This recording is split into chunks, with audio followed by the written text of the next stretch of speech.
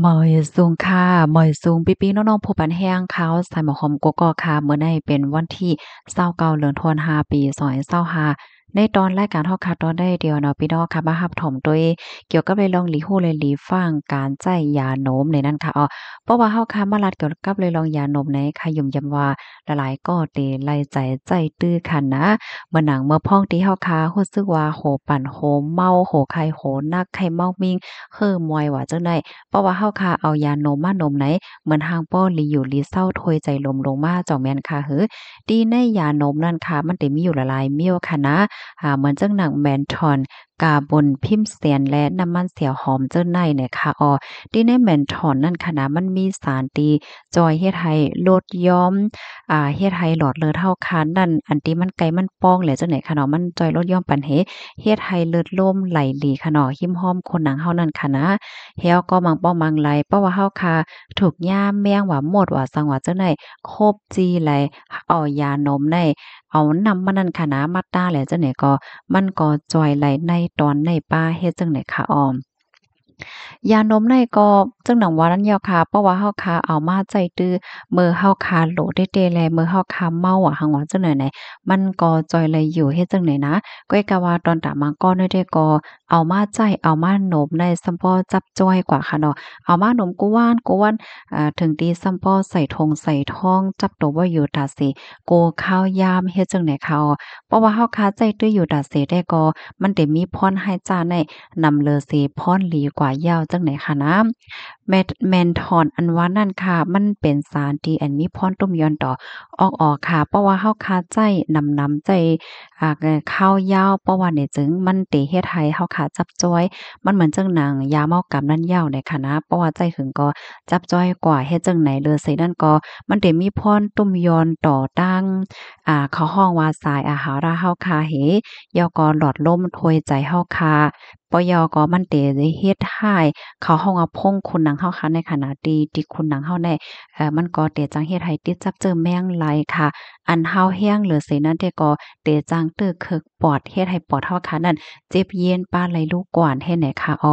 ก็เปิ้นนั่นแหละอย่าไปใจหนำอย่าไปใจหึงค่ะเพราะว่าเฮาค่ะใจหึงใจข้าวยาวได้แต่ก็มันเตเฮ็ดให้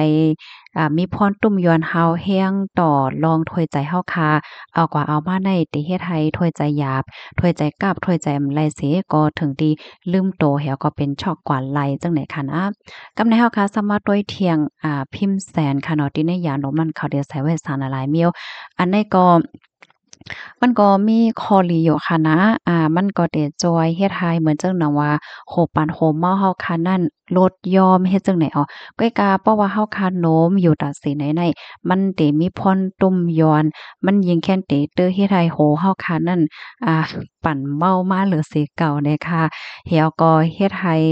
ออเฮาค่ะได้หมึงว่าหังว่าเฮ็ดจั่งใดก่อนไลว่วนหังก็กึ่งกลางว่วนไลว่าในเนาะเตึกคึกต่อขวยตาหมักตาเฮาค่ะผิวเนื้อผิวหนังเฮาป้าเจมหลอดลมถวยใจหลอดลมอาหาราหลอดอาหาราเฮาค่ะไหลเจ้าในป้าเนี่ยค่ะกำในเฮาค่ะมาด้วยทางน้ำหอมค่ะเนาะก็น้ำมันค่ะเขาว่าน้ำมันหอมระเหยที่อั่นเขาใส่โล่นั่นนะ อันนั้นก็มันก็มีพ่นหลีอยู่นั่นแหละค่ะแก้น่ะเพราะว่าเฮาคาใจน้ำแห้งน่ะค่ะนะอันน้ำมันที่อันเปิ้นเอามาเฮ็ดนั่นแต่ก็มันได้มีหลายๆเมี่ยวค่ะนะมันก็อยู่ที่คนที่อันเปิ้นเฮ็ดมาแล้วก็เซียนยานมที่เฮาคาซื้อมาโน้มว่าสังว่าเจิ้นไนเฮ็ดไหนค่ะเพราะเฮาคาใจตื้อนำหน้านั้นมันเตเตอเคิกต่อเครื่องอังกาโตคิงเฮาคาไล่เหมือนกันไหนค่ะนะ เหมือนจังหนังว่าก้นตีอันมีตั้งเป็นเลือดสูง5มีไว้ตั้งเป็นจักโต5เลยจังไหนก็ยิงแค่หนูเลยฟังสติให้ไหนค่ะค่ะในตอนนั้นได้ก็โหมันได้ก็ใครว่า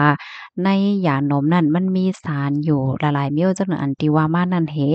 เพราะว่าเฮาขาใจตื้อเมื่อพ้องเฮาโหปั่นโหเมาแต่มันเป็นหังก้อยกะเพราะว่าใจตื้ออยู่ตัดเสกูวันแต่ก็เตตึกคึกต่อไปอยู่ลีเฮาคาหลายตอนหลายเมี่ยวไหนค่ะ ข้อมูลอันใดในแต่ก็ค่ะเลยปึงอิงเอามาดีเว็บไซต์ของการฝ่ายป้ายอยู่หลีเนี่ยค่ะเนาะไลเตรียมตังไว้เนี่ยค่ะบ่หันถึงว่ามีพ่นหลีเนี่ยก็จ่อยกันสะเปิ้นแพ่แชร์ก็เซกัมเนี่ยค่ะย้อนถามพี่น้องค่ะอีกหนึ่งพี่น้องค่ะจ่องไลใจค่ะข้าวเด็กไข่เนค่ะนะเมื่อปอกหนึ่งเนี่ยค่ะเนี่ยก็จับจ้อยเหมือนกันค่ะเนาะเพราะว่าเอามาโน้มเนี่ยจึงอารมณ์มันไข่โน้มเดี้ยๆป้อมมีเนี่ยซำบ่อมไข่